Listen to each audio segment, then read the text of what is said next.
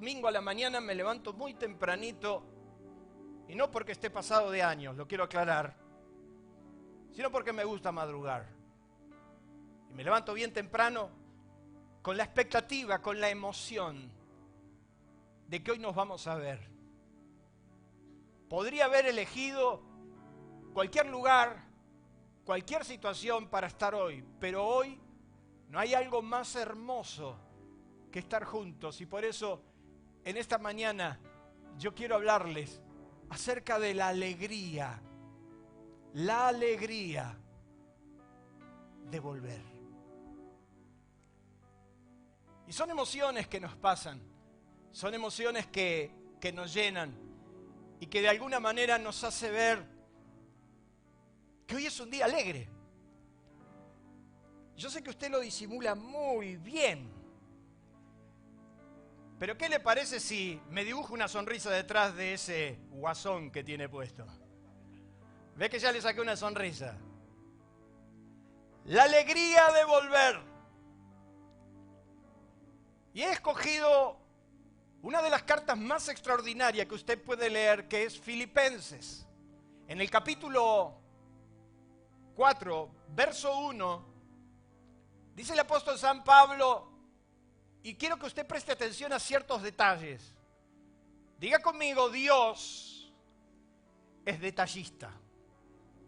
A mí siempre me encanta decir esto, porque Dios es tan excelente que los detalles que usted puede contemplar en la Biblia son de un casi obsesivo. Cuando usted se pone a ver los lineamientos de cómo Dios siempre le envió a sus hijos a hacer algo, le dio datos precisos, muy puntuales, muy detalle.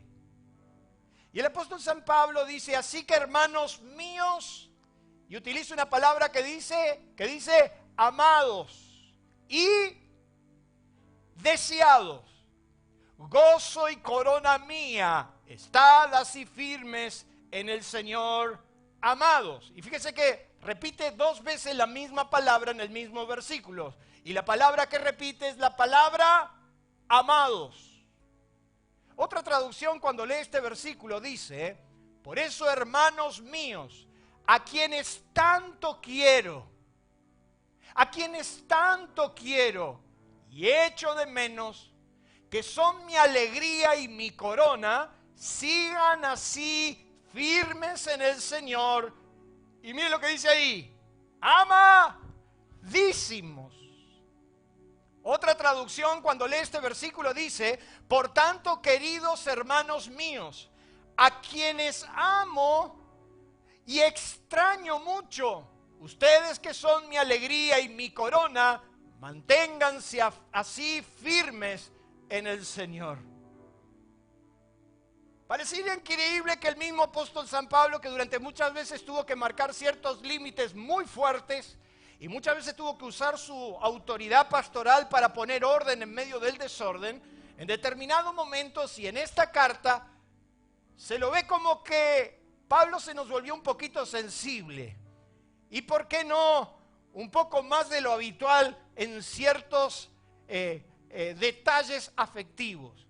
Si bien muchas veces a Timoteo le dijo amado hijo, y si bien a muchas iglesias le dijo que los amaba de una manera muy importante, es en Filipenses que el apóstol San Pablo está diciendo, a ustedes los extraño mucho, a ustedes los echo de menos.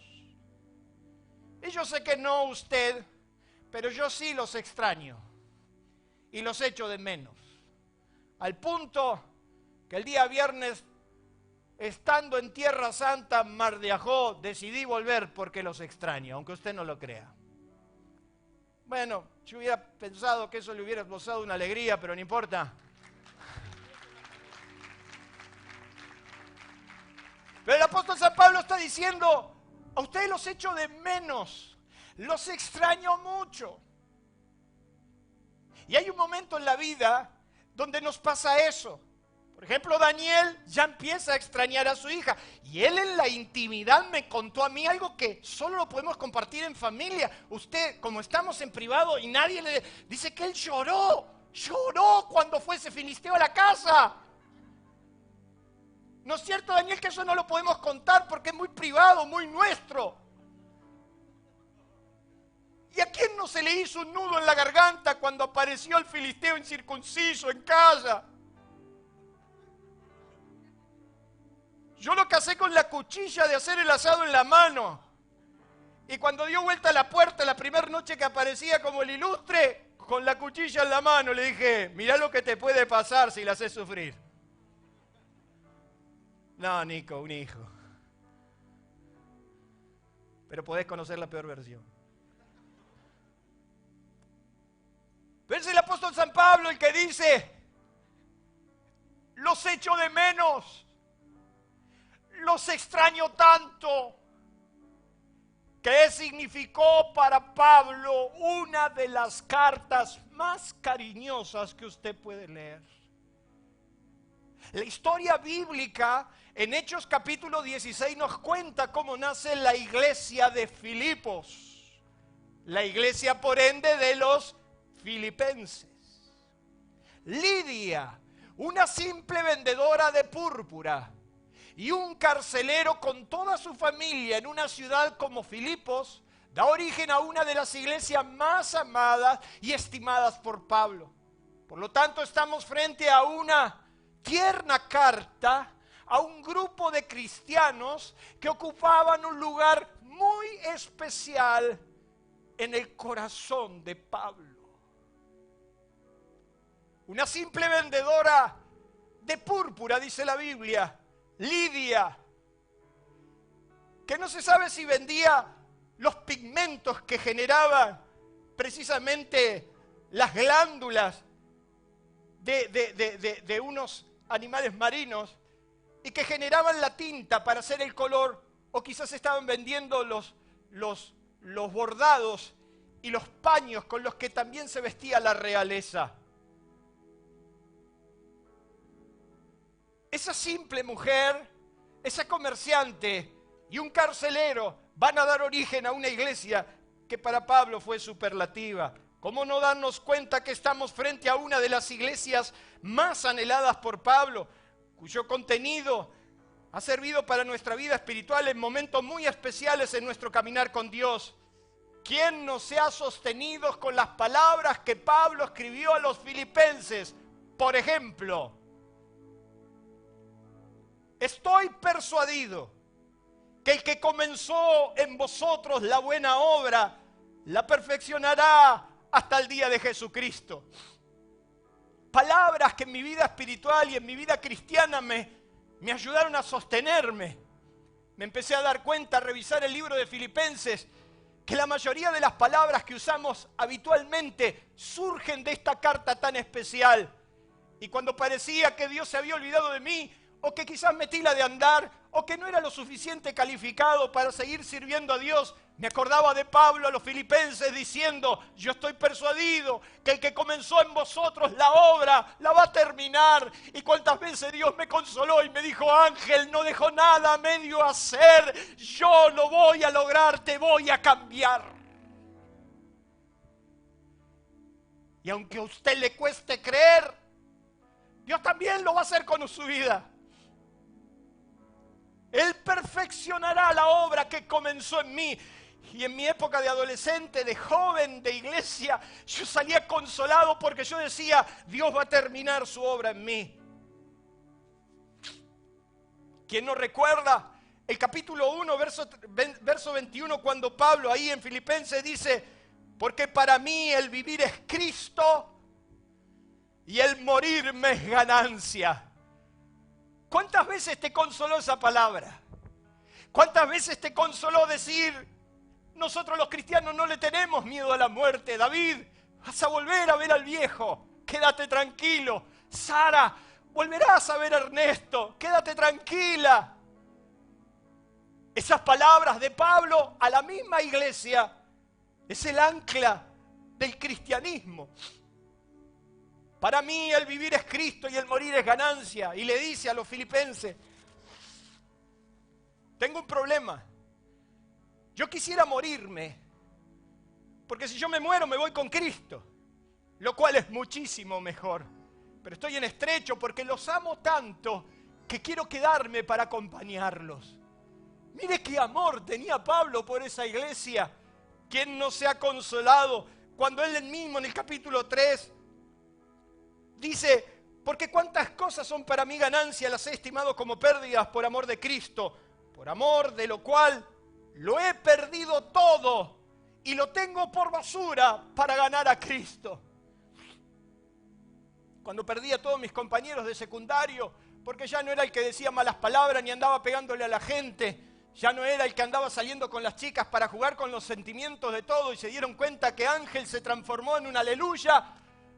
Me acuerdo ir a la escuela frente a tanto desprecio, cuando mis compañeros me dejaron de costado porque había empezado a caminar con Cristo, que estas palabras me consolaban en la parada de un colectivo y me decían: todo lo que pierdas es basura con tal que ganes el amor de Cristo. 35 años vale la pena jugarse por Cristo. ¿Cuántos dicen amén? Las palabras de Pablo a los filipenses son palabras extraordinarias. Lo he perdido todo, decía Pablo. Hermanos, yo mismo no pretendo haberlo ya alcanzado, pero una cosa hago, olvidándome ciertamente lo que queda atrás y extendiéndome a lo que está delante, prosigo a la meta. Ayer Luquitas nos hablaba en la reunión de jóvenes acerca de esto, y mire esa palabra cómo nos consuela. No decir prosigo a la meta, olvídese de su pasado. Y cuántas veces tuvimos que tirar el lastre del pasado, cuántas veces tuvimos que tirar años equivocados, malas decisiones. ¿Cuántos tomaron malas decisiones alguna vez en su vida? Levanten su mano. ¿Cuántos tomaron varias malas decisiones en su vida? Levanten su mano. Y lo peor que te puede pasar es que esas malas decisiones te arrastran para abajo. Pero en mi vida espiritual, ¿cuántas veces me consoló la palabra de Pablo a los filipenses diciendo: olvidándome lo que queda atrás, las malas decisiones, tus errores, tu pecado, olvidándome lo que queda atrás, miro para adelante? Y yo quiero decirte, iglesia, aliento de vida y todos los que me están mirando, es tiempo para mirar para adelante. ¿Quién no se ha consolado en medio del dolor con la palabra de Pablo en el capítulo 4 cuando le dice: regocijaos? Otra vez os digo, regocijaos. Y aunque estén pasando prueba, no pierdan la alegría de vivir. ¿Cuántas veces en un hospital me encontré con las palabras de Pablo a los filipenses? Mire si esta carta es especial. ¿Y qué más? Cuando Pablo también le dice uno de los versículos más predicados, más escuchados a lo largo de toda mi vida, fue el versículo que más he escuchado que los cristianos usan. Yo quiero decirle que usted ha hecho abuso de esta palabra, y es: todo lo puedo en Cristo que me fortalece. Se la dice a los filipenses. Y yo quiero decirle que cuando Pablo dice esa palabra, usted que se la mete a cualquier cosa, y está bien, no está mal, si usted contextualiza, Pablo está hablando de la necesidad. Y Pablo dice: yo sé lo que es tener bolsillos llenos y sé lo que es tener bolsillos secos. No, mejor no lo pregunto, ¿verdad? Y Pablo hablando de la necesidad y diciendo: yo sé lo que es vivir en abundancia y también sé lo que es vivir en escasez. Por todo y en todo estoy enseñado a contentarme. Porque todo lo puedo en Cristo que me fortalece, aún en la escasez o en la abundancia. ¿Cuántas palabras de Pablo podemos sacar de esta carta? Y ni hablar del capítulo 4, verso 19, que lo decimos de memoria: mi Dios pues suplirá todo lo que nos falte conforme a sus riquezas en gloria, que es en Cristo Jesús. Denle un aplauso a Dios por eso, tantas palabras que nos han sostenido. Usted me va a perdonar, pero me traje mi pañuelo. Y a pesar de que vos me criticás porque los uso. Y tengo a mi esposa que me ama y me los lava también. Y si no, le dije, no importa mi amor, yo los hago. Pero hoy he venido dispuesto a llorar. Y si querés llorar, y si no me alcanza este, tengo otro en el maletín, por la duda. Porque me doy cuenta que esas palabras que nos han sostenido durante los peores momentos de nuestra vida, nuestra fe cristiana, nuestro caminar con Dios, tuvieron que ver con algo que pasó. Esas palabras que de Pablo brotaron para una iglesia tan querida, algo tuvo que ver. Palabras que no solamente quedan al pasar, tuvieron y tienen un fuerte impacto en nosotros, porque son producto de la experiencia más sublime que Pablo y esta congregación vivieron juntos. ¿Qué pasó en Filipos?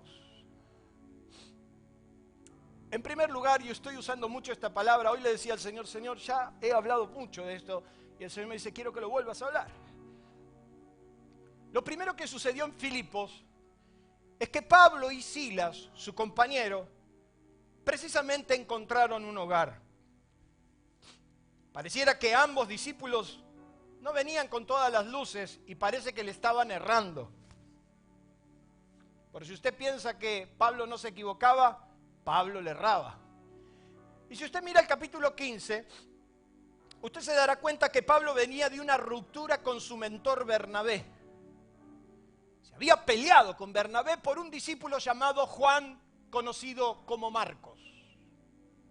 Es interesante porque este Marquitos, no es el que tenemos nosotros, que es una bendición, pero este Marquitos se fue en el primer viaje de misionero con Pablo y empezó a haber problemas por todos lados. Y empezó a haber oposiciones, acusaciones, manifestaciones satánicas y le voló la cabeza. Y entonces dice que cuando Pablo dijo, bueno, vamos a armar el segundo viaje, Marco levantó la mano y dijo, discúlpenme, los amo, pero hasta aquí llegó mi amor. Yo me vuelvo a Jerusalén. A lo que Pablo le dijo, cobarde, Achalai, my brother, ¿cómo que te vas? Y Bernabé, que era el mentor de Pablo, dijo, no seas animal. Yo se lo estoy parafraseando para que usted lo entienda, porque usted por ahí no lo entiende, ¿verdad? Y entonces Bernabé, que era el tipo de revelación y de conocimiento, le dice a Pablo, no seas animal, déjalo que baje un poquito el cambio. No. Y entonces como Marcos se volvió a Jerusalén y los dejó en alta mar, naufragando, Pablo dijo, sí, listo. A vos no te quiero más en mi equipo. Entonces la Biblia nos cuenta que cuando se armaba el segundo viaje, Bernabé dice, si le damos otra oportunidad, y Pablo dijo, ninguna oportunidad, yo con este no me subo al barco. Mire qué rencoroso que era Pablito, ¿eh? Usted no lo tiene así, ¿no, Pablo? Porque vio cómo idealizamos nosotros. ¡Oh! Gustavo Ficarra. Y Gustavo es esto. ¡Oh, Ángel Capitán! Un día yo entraba a un aserradero de Jorge, mi amigo. Estaba haciendo el techo de mi casa. Entro y encuentro a ese que está ahí sentado en la primera banca. Y entonces Jorge le dice a David Luna, ¿sabe quién es él? Yo estaba transpirado pleno enero, estaba trabajando en el techo, me faltaba barniz y me fui al local de Jorge a pedirle una lata de barniz. Y entonces yo estaba transpirado en bermuda, todo desalineado. Y entonces estaba este ahí en el aserradero y Jorge le dice, ¿sabe quién es él? No, dice, este es Ángel Caputo. Era más o menos conocido en aquel tiempo. Y entonces él me escaneó así, como a veces te hacen los hijos, Dani, ¿viste que te escanean de arriba para abajo? Y me miró y me dijo, esto es Ángel Caputo. ¿Se da cuenta usted el trato que Dios tiene conmigo, con este muchacho? Después venía a jugar al fútbol, cuando empezamos a jugar al fútbol y me decía, che, curita, ¿cuánto te deja cada una de las cabezas que entra a la iglesia? Este que está acá. Pablo era así medio colérico y dijo, este no viene, y se queda. Y la Biblia nos dice que fue una discusión a tal punto que se pelean Pablo y Bernabé. Bernabé se va con otro y Pablo se queda con Silas. Emprenden un viaje y las cosas no le iban muy bien. Dice que pasaban por ciudades y el Espíritu Santo le decía, acá no puedes predicar. Se habían tomado un barco, habían naufragado, habían llegado al otro extremo y de repente cuando llegan para predicar el Espíritu Santo le dice, no tenés que predicar, yo no te traje acá.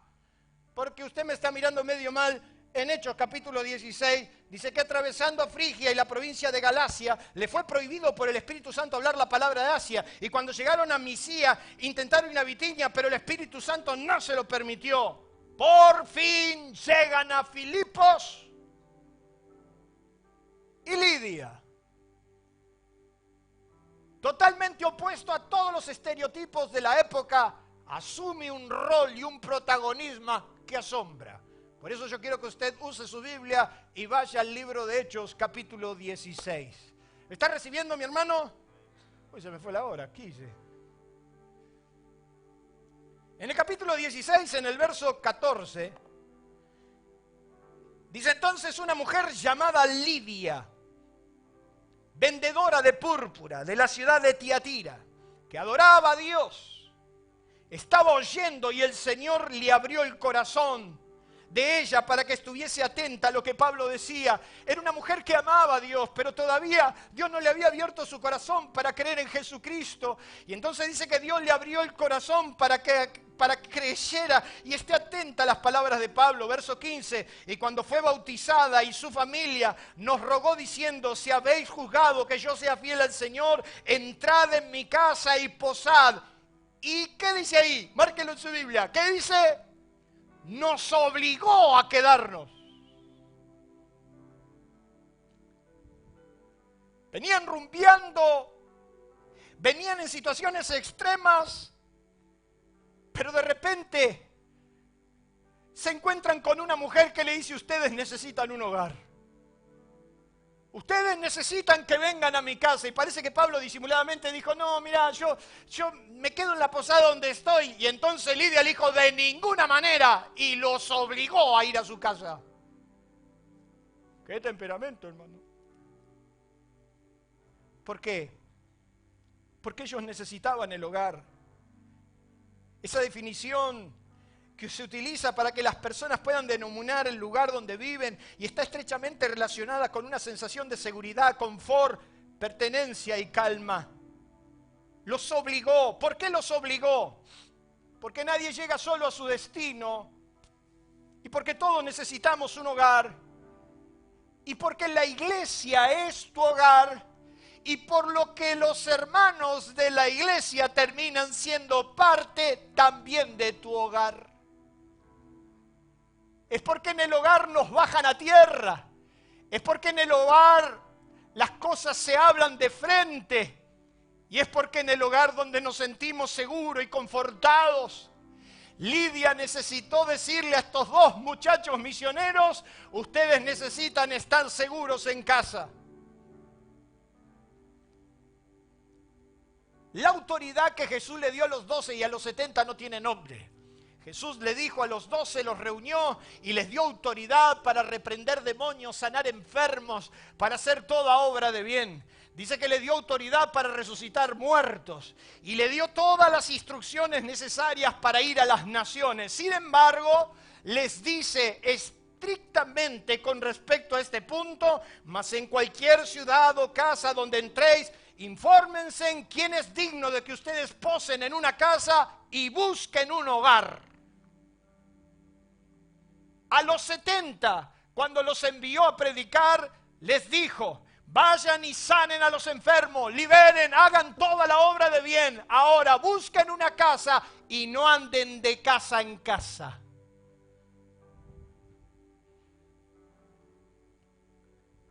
Tu iglesia es tu hogar. Y venir a la iglesia es venir a tu hogar. Es venir a ese lugar donde te sentís confortable y donde Dios te ministra y donde sos lleno de Dios de una manera que jamás te imaginaste. ¿Cuántos dicen amén? ¿Cuánto necesité llegar a la casa de mi querido amigo Juan Bustic o Efimenco? Y en aquellos tiempos donde yo andaba viajando por todos lados, llegar a la casa de ellos era llegar al hogar. Cómo fui consolado, cómo fui confortado.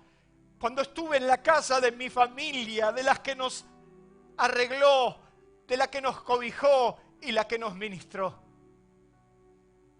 Qué lindo es estar en casa, porque en casa podemos estar como somos. Estar en casa es donde nos conocen, donde te pueden decir lo que quizás otro te ofendería. Yo los domingos bajo por la escalera y mis hijos me están esperando con el escarne para decirme: papá, si no vayas. Son los que no tienen ningún tapú de decirte: papá, vos ya estás anticuado. ¿No es cierto, Daniel? Hoy la tengo con Daniel. Yo andaba por Chile ministrando. Mi ministerio estaba creciendo enormemente. Y le cuento a un pastor, a un inconsciente en realidad, no le cuente, total estamos acá. Le cuento a este pastor de que Dios había tratado con mi vida, de que yo tenía que vencer muchos prejuicios. Porque Dios, que me había restaurado en el área económica, Dios me empezó a decir: ahora que terminé con vos, andá y orá por la gente y yo los voy a liberar de deudas. Y entonces le empiezo a contar a este pastor: vos sabés que a mí me pasó de que a mí me costaba orar por la gente endeudada, pero de repente un día Dios me dijo: ¿qué te hace pensar que podés orar por un enfermo de cáncer y se va a sanar y no podés orar por un endeudado y no se va a liberar? Quiero que impongas tus manos sobre los hombres endeudados y yo los voy a liberar. Y yo le estoy contando esto al pastor como en confianza. Entonces le estoy diciendo: vos sabés que me estoy animando porque creo que Dios quiere hacer una obra grande. Y empecé a orar por hombres endeudados, hombres quebrados, y Dios los empezó a levantar. Y entonces el pastor, estábamos en la radio y me dijo: ¿qué te parece si hacemos una reunión en mi iglesia para que ores por los endeudados? Y le digo: si te animas, no tengo problema. Y yo dije: bueno, este va a buscar a 10, 15, 20 endeudados, en toda iglesia deben haber. Este va a buscar 10, 15 endeudados. Yo predico sábado, domingo, viernes. Y le digo: ¿cuándo la querías hacer? El martes. El martes la hacemos. Bueno, ningún problema. Este agarró la radio y empezó, yo no me enteré nunca, yo andaba predicando por todos lados, y empezó a decir: viene un hombre a nuestra iglesia que si ora por tu vida, tu deuda se cubre. ¿Vieron la época esa que en la radio decía: y está llegando, y está viniendo el ungido, el hombre de Dios, bra, bra, bra? Y entonces este inconsciente empezó a decir: viene un hombre que cuando ora por los que tienen problemas económicos, Dios los libera, las deudas se salen y toda esa historia. Y me asignaron a un tal Hugo que me acompañaba, me llevaba, era mi chaki en Chile, Viña del Mar. Y entonces este muchacho, Hugo Morales, me acuerdo, mire qué bien que estoy, Ceci, todavía me acuerdo, Hugo Morales. Y entonces Huguito me pasa a buscar por la casa y me dice: pastor, mi amado pastor, quédese tranquilo porque a partir de esta noche usted es todo mío, me lo llevo a mi casa, usted es una bendición, me la llevo. Y bueno, yo contento. Y ahí nos fuimos con Ceci y de repente abren las puertas y había como 1500 personas colgadas de las lámparas. Imagínate que este animal le dijo de que yo iba a orar por los endeudados, vinieron todos. La iglesia estaba que se caía. Y aparte la gente, hermano, la necesidad. Yo caminaba por los pasillos tratando de mirar el frente. Y caminaba por los pasillos y yo veía que la gente decía: como que si solo lo toco, ¿verdad? Uno me manoteó la corbata, voló la traba. En aquel tiempo usábamos traba, corbata, ¿se acuerdan? Yo dije: Señor amado, ¿qué hago con esta gente? Y el pastor pasó y dijo: es tanto el éxito que hemos tenido que vamos a tener 3 reuniones, a la mañana, a la tarde, a la tarde, y al mediodía vamos a hacer una reunión con pastores y líderes. Ay, hermano querido. Ministré como 5000 personas de la mañana hasta la noche, quedé rendido, agotado, quebrado. Ya había usado todos los amuletos posibles. Y en el nombre, y cualquier cosa ya. A ver si funcionaba. ¿A usted nunca le pasó que orar y iba a decir por ahí es como dice el famoso evangelista, o una posición, o una estrategia? Bueno, Dios obró, gloria a Dios, Dios hizo su obra, pero cuando terminé rendido le digo a Huguito: llévame a tu casa. Hugo me guardaba de la gente me quería y oraba, y entonces me voy a la casa. Y el pastor me dijo: bueno, me dice este muchacho, póngase cómodo mi pastor, como te hablan en Chile, Sara, vos sabés de esto. Póngase cómodo, mi pastor. Usted está en su casa, me dijo. Como el hombre me dijo, está en su casa. ¿Usted qué interpreta? Usted está en su casa. Está en su casa. Me fui, tiré la valija, me saqué una bermuda y me las puse. Y entonces no me voy a olvidar porque yo escuchaba el bullicio de la gente, porque también en esa casa había una historia, habían venido los primos, los tíos, los hermanos, vengan que tengo a Ángel Caputo en casa. Yo sé que acá usted no me da un mango, pero en el mundo no es así. Y entonces yo salgo de la pieza en franciscana, bermuda y una remera. Abro la puerta, estaba muerto de hambre, no había comido porque había predicado como 5 veces y cuando predico tantas veces no como. Entonces yo dije que haya, me como hasta la sopa y pilla la chancaca, vos ya sabés de qué se trata. Abro la puerta y de golpe se hizo un silencio como en el cielo. Todos con los ojos así abiertos mirándome fijo a mí. Y el dueño de la casa le dice a la mujer, ¡usa bermudas! ¡El pastor usa bermudas! Y yo le digo, sí, transpiro a chivo también, soy normal.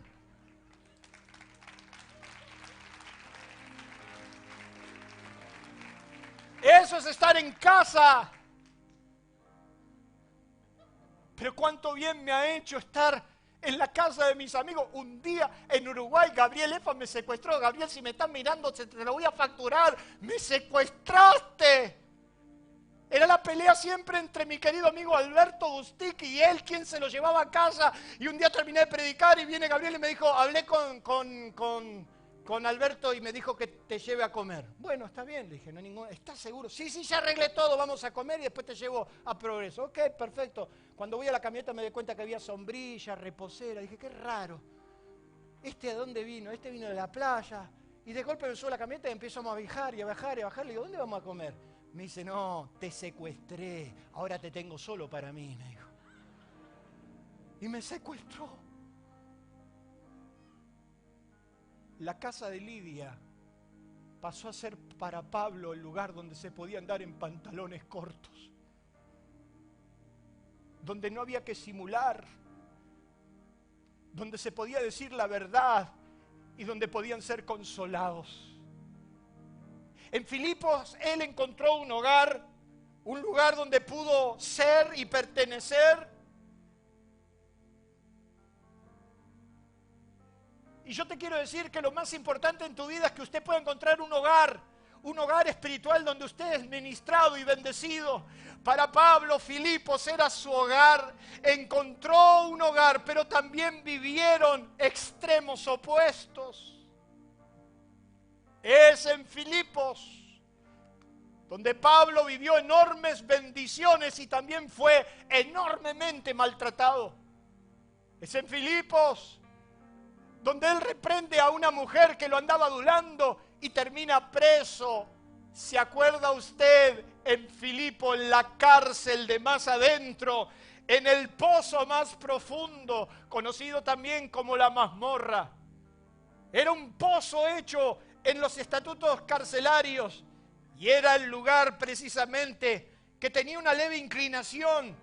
Las celdas profundas eran cortadas en piedra y colocadas en un agujero húmedo y hostil, en un lugar inhóspito, debajo de la población general de los prisioneros. Muchas veces el calabozo de más adentro era el calabozo que estaba abajo del resto de los calabozos y era el calabozo donde se nutría de todos los desechos de todos los prisioneros. Era un pozo ahí abajo, oscuro y negro.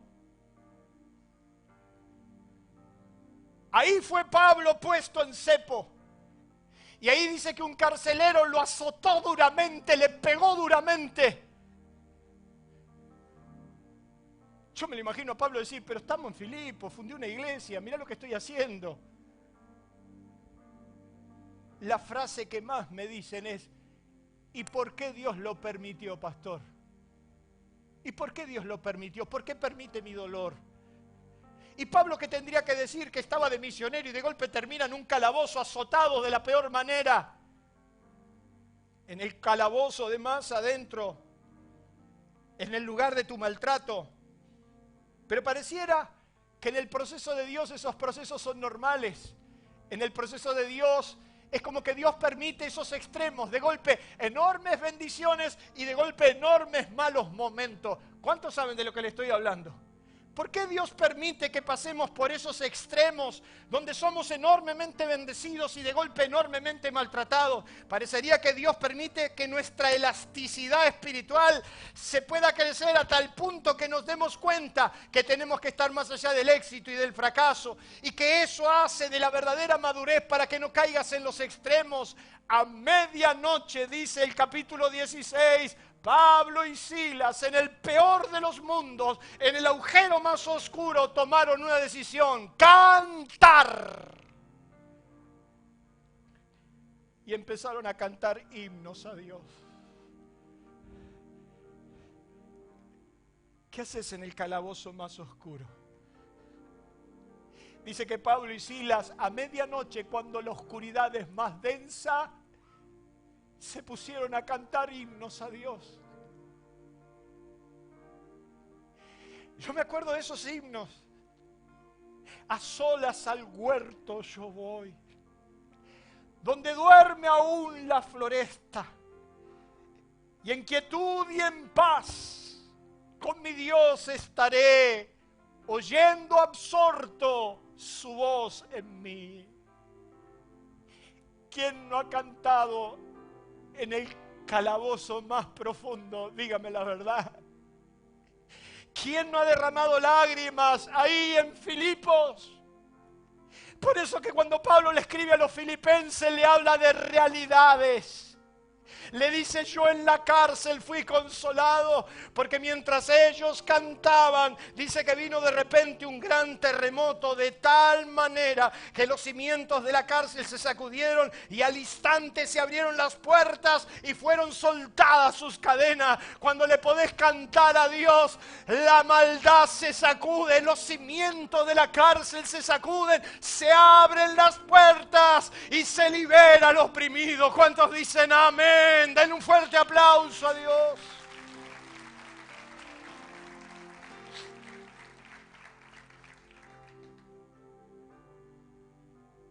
No hay nada más terrible para el infierno es que ver un cristiano en dolor cantar. Y he visto a mi familia cantar en los peores momentos. Esa melodía que Gustavo está tocando era el himno preferido de mi papá, de mi hermano Carlos. A solas al huerto yo voy. Dice que la cárcel se sacudió, las puertas se abrieron. Me acuerdo levantarme de madrugadas de oración, sin un centavo en el bolsillo, arruinado de por vida. Y de repente una palabra es capaz de abrir todas tus cárceles y romper todos tus cepos y decirte: yo soy Dios. Usted me va a dar 10 minutos más porque me los voy a tomar. Y quédese tranquilo que no le va a hacer mal. Pero escúcheme. En un pasillo de la iglesia, si los pasillos de iglesia hablaran. Porque en un pasillo de una iglesia, un abrazo, un apretón de mano, una mirada, me consoló y me libertó. Llegábamos a la iglesia como el que viene a buscar el pulmotor para que nos inyecten algo de oxígeno. Mi iglesia no podía hacer nada por nosotros, nuestra deuda era impagable. Pero ahí me esperaba Osvaldito Calagione y Chiche, tu mamá, Ariel. Y solo me decían: ¿y chicos, cómo están? Y yo tenía unas ganas de decirle: para la remona estoy. Y yo tenía una gana de decirle: estoy terrible, yéndome al abismo. Y esa gente no podía hacer nada por mí, pero me ponía una mano en el hombro y me decía: Dios te va a sostener. Es en los pasillos de una iglesia, de un hogar, que aunque estés en Filipos, de repente la palabra de Dios se hace viva y te dice: yo no te solté la mano, y es un hermano, y es un hijo, y es alguien que puede mirarte y consolarte y restaurarte. Yo suelo decir aquí en esta iglesia que si usted encuentra una iglesia mejor que esta, tiene la libertad de irse. Antes pague la cuenta, ¿no? Si a mí alguien me dice que en la iglesia de la esquina va a ser mejor hijo de Dios, yo lo bendigo. Yo no soy dueño de la gente y nadie lo es. Y aunque el dolor más grande de un pastor es cuando se te va una familia de tu iglesia, si en la iglesia de la esquina es mejor, vaya y sea bendecido. Pero si te fuiste de tu iglesia y no encontraste tu hogar, pero si acaso te fuiste de esta iglesia porque hay mucha gente que se fue y todavía andás boyando y no encontraste tu hogar, y andás pegando vueltas porque las cosas no te fueron bien, yo te vengo a decir en el nombre de Jesús y en nombre de toda tu querida iglesia, volvé a tu casa, volvé a tu hogar, no pierdas tiempo. Necesitas la cobertura de una iglesia que te ame, que te cuide, que te respete y que te aliente. Denle un aplauso a Dios por eso.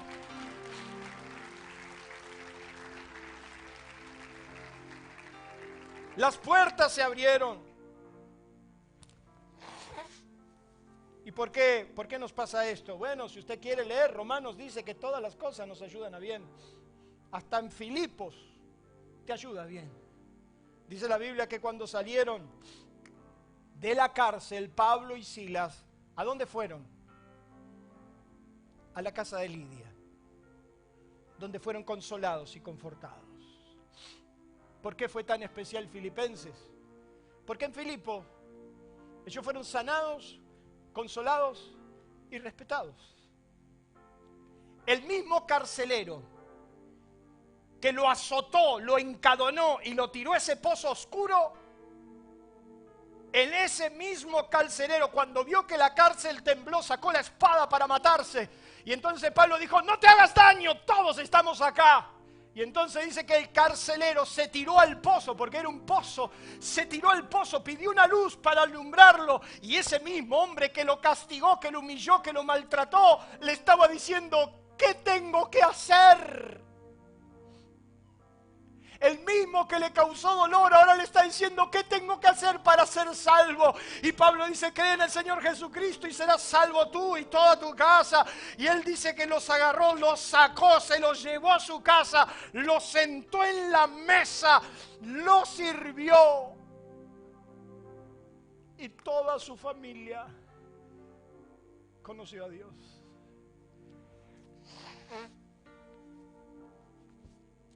Dice que el carcelero se postró ante Pablo y Silas, lavó sus heridas y le puso mesa. Es en Filipos, donde vas a ser sanado. Termino en esta mañana. ¿Cómo me está costando esto predicar corto, che? Me voy con la mitad del mensaje a casa. Mira lo que dice ahí. Unos 10 años después de toda esta experiencia, de haber fundado, y unos 3 o 4 años más tarde de haberlo visitado por última vez, entre los años 61 y 63 después de Cristo, es cuando escribe las palabras tan lindas que hemos hablado al principio. Y en ella encontramos en primer lugar que Pablo siempre los tenía presente.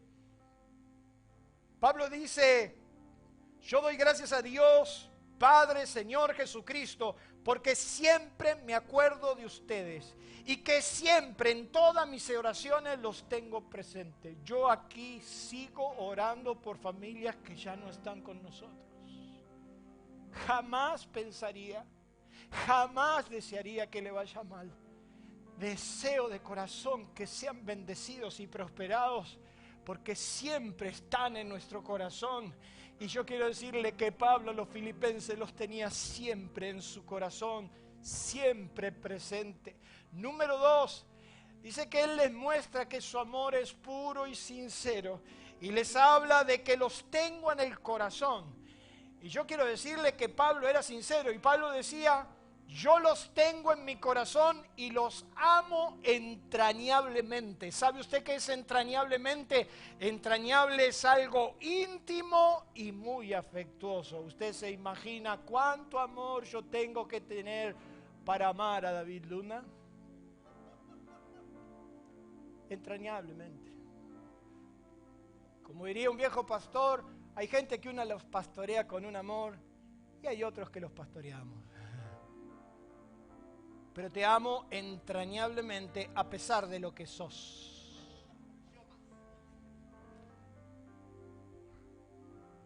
Número 3. Pablo les marca el verdadero rumbo y les dice: por lo tanto, si hay alguna consolación en Cristo, si algún consuelo de amor, si alguna comunión de espíritu, si algún afecto entrañable, demostrámelo. Si tenés un amor tan íntimo, demostrámelo. Y se lo dice Pablo, se los remarca. Y les deja un consejo donde involucra sentimiento. Así que, hermanos míos, amados y deseados, gozo y corona mía, estén firmes. A ustedes que los extraño mucho y los amo tanto, estén firmes, firmes en la palabra. Lo que aprendiste, recibiste, oíste y viste en mí, esto haced.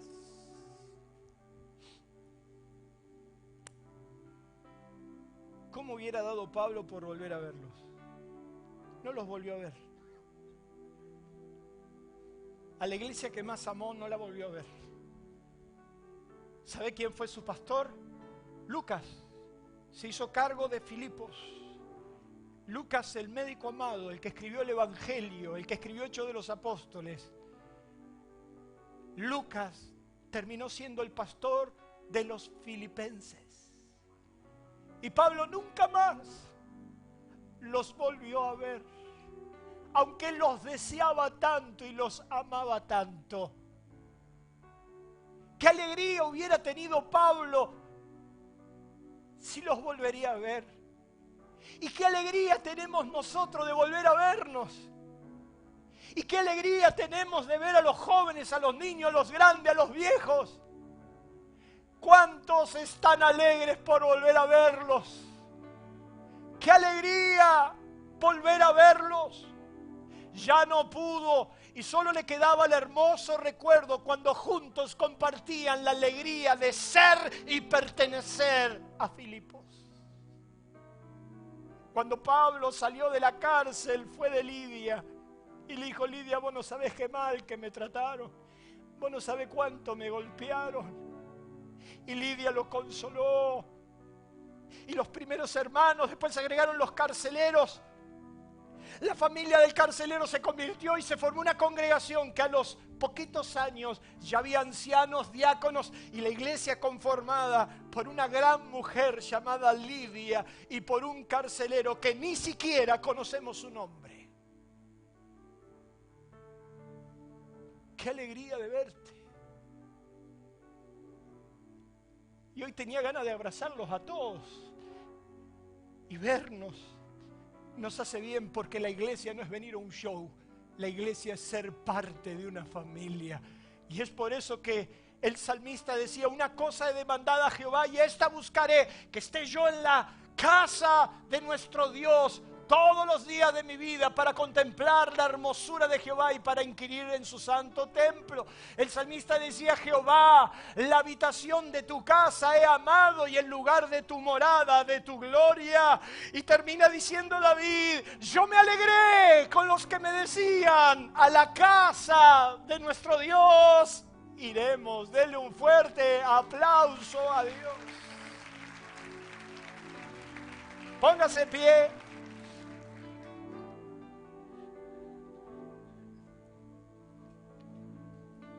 Qué lindo que es volver a vernos. Y hoy ya cuando entraba al estacionamiento y veía a Norberto, a Mona, a los matrimonios que los están ayudando, lo vi a Lucho, a Ale, trabajaron hasta tarde ayer para recibirte. Y hoy verte, verlos, vernos, nos hace bien. Este es el calor que nunca debes perder de vista tu hogar, tu casa, Filipos. Termino en esta mañana preguntándote si Aliento de Vida es tu hogar. ¿Es tu casa? Donde tus hijos crecen, donde tus hijos se casan, donde tus hijos se bautizan. ¿Qué será de nosotros, Néstor querido, cuando seamos los ancianos y las nuevas generaciones afloren, crezcan, los David salgan detrás de las ovejas, llenos de la unción del Espíritu Santo? ¿Qué será de nosotros? Va a ser lindo volver a verte cada momento, porque para mí sos importante a pesar de lo que sos y a pesar de lo que soy. ¿Sabe que si fuera una reunión nominal, esta reunión la quisiera terminar todos abrazados, pero no podemos? Y tengo unas ganas locas de abrazarte. No quiero que me pase como a Pablo mandando una carta diciendo, deseo verte. Pablo le escribe a Timoteo y le dice, Timoteo, necesito verte. Tráeme el capote porque tengo frío y estoy solo. No estás sola, Sara. No estás solo, Davidcito. No estás solo. Esta es tu casa, tu hogar.